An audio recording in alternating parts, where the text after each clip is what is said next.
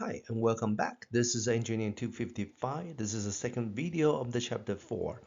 Previously, we talked about the definition of a moment. We introduced the cross product. We talked about the scalar way to find a moment, which is the force times the perpendicular distance of the force to the point that you try to find a moment. Now here we are going to see some application, and this is one of the specific topic that we wanted to know, and we're going to show you both way and how we do that. So 4.5 is to find a moment of a force about a specific axis, such as like a x-axis or y-axis. So the objectives is to show you how we can use the scalar analysis, and also what about use the vector analysis. We will be more focused on the vector analysis because it's a more general way that you can find a moment. One of the application that we can show you while we talk about this topic is that, let's say you have a wrench and you try to turn a bolt at the point of A. Now, in this case, the wrench is not horizontal to the ground. It actually is tilted with an angle. And the force is applied like horizontally, but it doesn't have to be horizontally. And in this case, we want to find the moment with respect to A. Now, if you look at the case, this force actually can apply moment at a different direction. However, in our application, if we want to lose this boat, what we really want is the rotation around the point A with respect to this um, vertical axis. So how do we do this calculation? Here is another example that you have another force, which is a three-dimensional force, right? You can see the angle 60, 60, and 45. So this force is not at a very specific direction or in a plane. It actually is a three-dimensional force. We apply this force, and if you look at the point of A here, this is like a collar around a bar. This object or this piece of the metal can only rotate around the X. Only in the X direction, this piece of the metal is allowed to rotate. So how do we find the moment only for this specific direction? And that is what we try to show you. If we look at scalar analysis, which is that we only find a moment by looking at what is the force applied and what is the perpendicular distance, the d sub o. If we can find that, then we can simply multiply these two scalar to get the moment around the o. And the direction will be the direction perpendicular to both the f and the d sub o. But this is only useful if it's easy to find how this distance do is and their direction. Let's look at an application how to use the scalar analysis to find out the moment around an axis. Here you have a tire. We wanted to use a wrench to loose one of this cap here. You want to lose it, it's going to rotate around the axis of y. So the force is in the z direction, but it has certain distance away from that. And how do we find the moment with respect to y? So if you want to find that, and we need to find the distance, which is how much is the distance from this f to this axis, and that distance is actually this distance right here. So only this distance will create a moment around this axis y. And how do we find this distance? If you know the distance from your applied force to the reference point of O, this is an r, which is our position vector distance.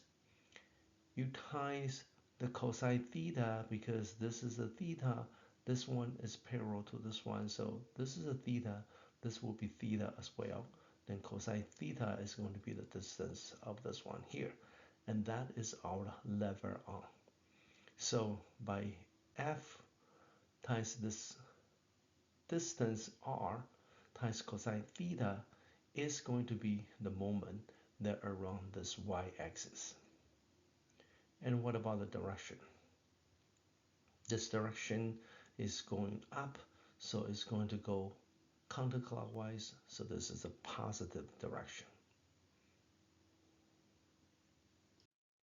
Now for a three-dimensional, it is actually easier use a vector phone. So we're going to show you how to use a vector phone to find a solution here.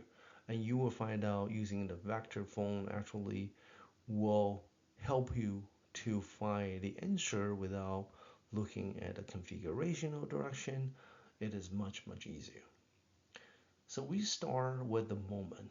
The definition of the moment is a cross product between the position vector r with the force vector.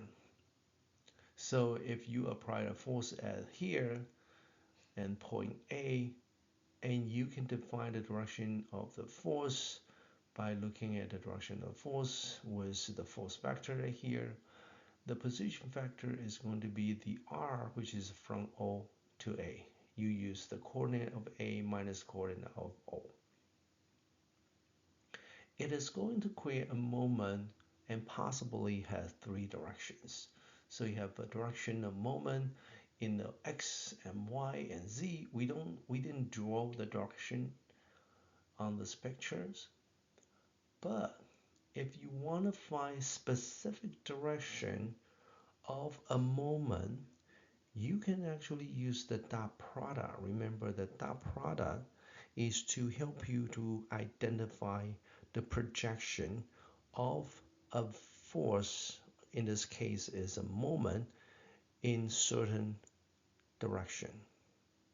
So an axis is a direction, and therefore if you find a moment by using the position vector across the F, you use a dot product of the unit function of the axis. So the use of A could be the x direction, y direction, or z direction. If this is y direction, you're going to use J. Use J dot with your moment that will give you the moment around the y-axis. And once you have those defined, you can use the determinant equation here to find what is the result. So if you combine the cross product and the dot product, this triple scalar product is the way to help you to find what is the moment of a force with respect to a point that is rotated about an axis.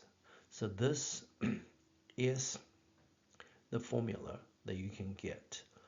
This doesn't have to be x, y, or z axis. This could be one specific direction that you try to find out. You just need to define its unit vector. And you put a unit vector on the top, and then you put the r, the position vector, then you put a force component. This is what we call the triple scalar product. I'm going to use one example to show you how to do this. So here you have a force applied to a tool as shown in the picture here. So this force is a three-dimensional. You can see there's a 60-degree with respect to the y, 45-degree to the z, 120-degree to the x-axis. So this has three components. And how do we find this? And this is what we did in the previous chapter 2, right? So you can find a component of the f for each one of the direction by multiplying with the cosine theta. And then we can also find the r position vector. Where is the position vector? Position vector is from this O here to the point of A. Okay, they give you the dimension, the A from 0 to A. You don't have any of the distance in the X. You do have a distance in the Y. You also have the distance in the Z direction, which is 0.25.